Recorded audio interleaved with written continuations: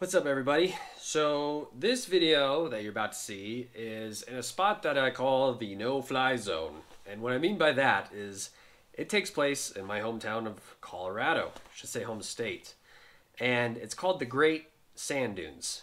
Now it's a national park and they are ridiculously, I guess the best way to put this is protective of their dunes, which I totally get.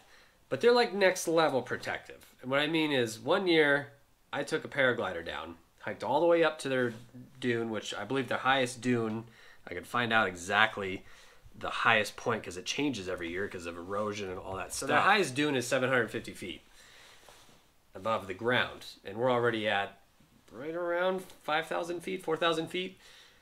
So I had hiked all the way to the top with paraglider. Now this is several years back. And then decided to launch off that mountain with the paraglider. Free flying, no motor, no anything.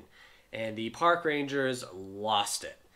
I got lucky because by the time I packed up and got in my vehicle, they didn't catch me in the act. They just got reports of it, and apparently one of the park rangers in the far distance saw it happen.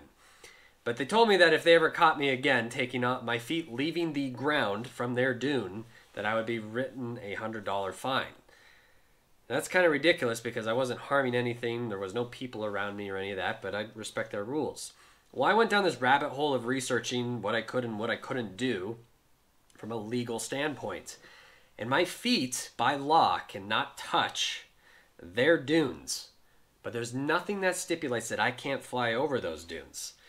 Now, the catch is that you'll see in this map that I'm about to pull up, is that the area of which I cannot touch the ground with my paramotor, and the area that I can, well, it's nearly 5 miles.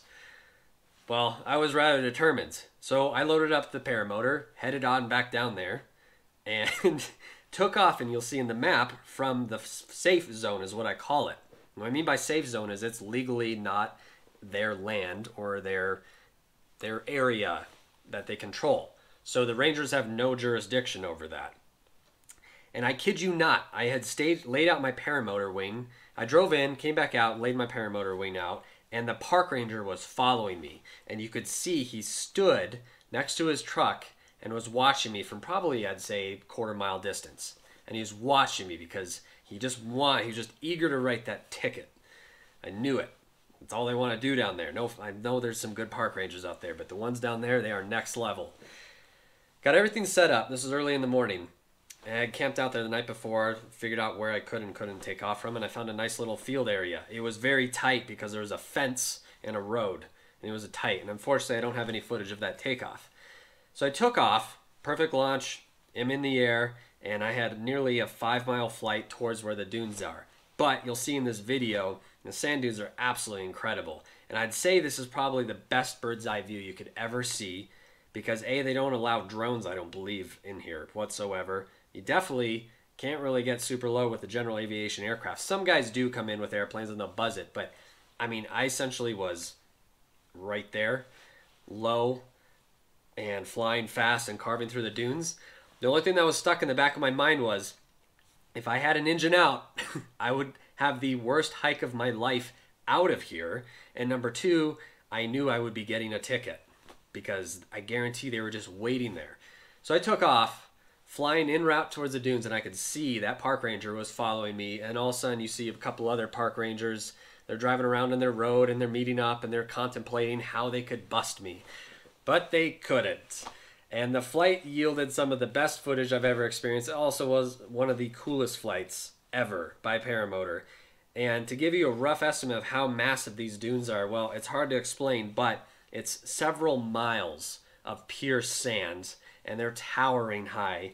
And there's one aspect out of this entire flight that I could walk away from that just made me kind of like say, wow, during the flight, I flew several miles into the dune area.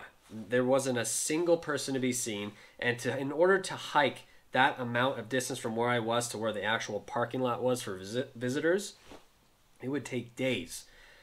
So I'm flying, and I see this little speck and these like footprints, and there's literally a guy hiking, and he is in the middle of nowhere in these dunes, and I'm trying to figure out how long has this guy been hiking, how many days, because it wasn't just a, oh, I'm gonna park my car and hike in here. He was way way into the Dune area, and I've always wondered like how long was he out there, but.